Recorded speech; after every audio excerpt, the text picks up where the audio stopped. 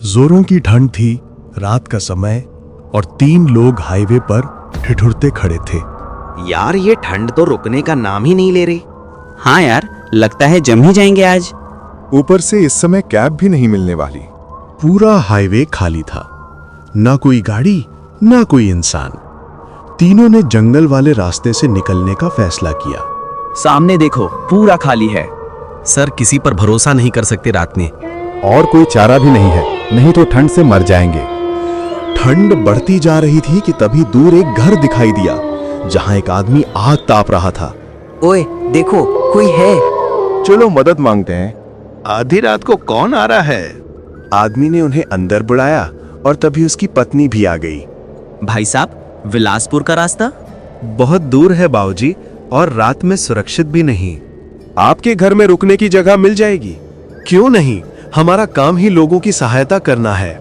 आइए अंदर आइए, इतनी ठंड में बाहर कैसे रहेंगे? तीनों अलग कमरे में आराम करने लगे, लेकिन अंकित को नींद नहीं आ रही थी। उसे कुछ गड़बड़ लग रही थी। सो जा भाई, रात लंबी है। मुझे नींद नहीं आ रही, पता नहीं क्यों। अचानक अंकित को पैरों की आवाजें सुनाई दी। वो खिड़की पर गया और उसने देखा दोनों जंगल की तरफ जा रहे थे। ये लोग आधी रात को कहाँ जा रहे हैं?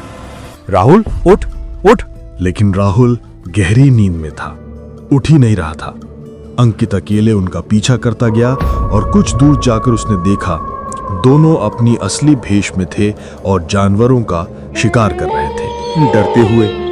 हे भगवान, ये तो इंसान ही नहीं है। सुबह जब आंख खुली तो अंकित गायब था और वो पति पत्नी भी। सर, अंकित नहीं दिख रहा। क्या ठीक से देखा? सर, घर पूरा खाली है।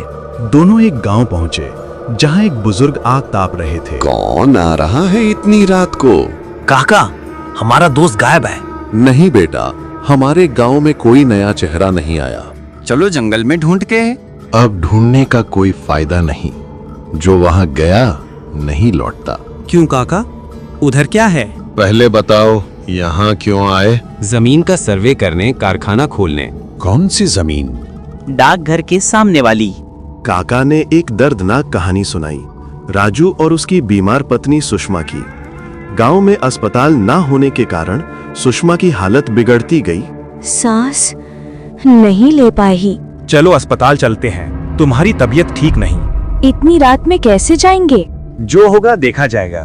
कुछ नहीं होगा, बस हिम्मत करो। डॉक्टर जांच करता है। इनको समय समय पर इलाज की जरूरत है। इलाज मिलता रहा तो ठीक हो जाएंगी। समय समय पर आते रहिए। काश हमारे गांव में भी एक अस्पताल होता। अस्पताल के रास्ते में ही सुषमा ने दम तोड़ दिया और कुछ ही दिनों में राजू भी दर्द सहन ना कर पाया। सुषमा के बिना अब जीऊंगा कैसे? कुछ दिन बाद राजू भी जहर खाकर जान दे देता है। इसी बीच तीनों जंगल में फैलकर अंकित को ढूंढने लगे। सर, उधर कुछ है। चलो जल्दी। सर, अंकित मिल गया। अंकित, आंख खोलो। अंकित धीरे से आंख खोलता है। अंकित मिल गया, मगर तभी तेज हवा चली और दोनों आत्माएं उनके सामने आ खड़ी हुई।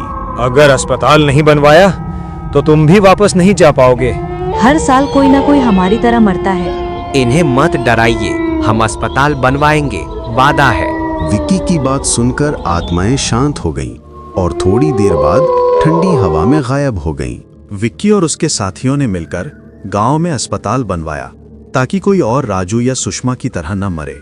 आज भी कई गांव ऐसे हैं जहां अस्पताल नहीं, इलाज नहीं, उम्मीद नहीं। अगर आपको ऐसी कहानियां पसंद आती हैं तो चैनल को लाइक, शेयर और सब्सक्राइब जरूर करें।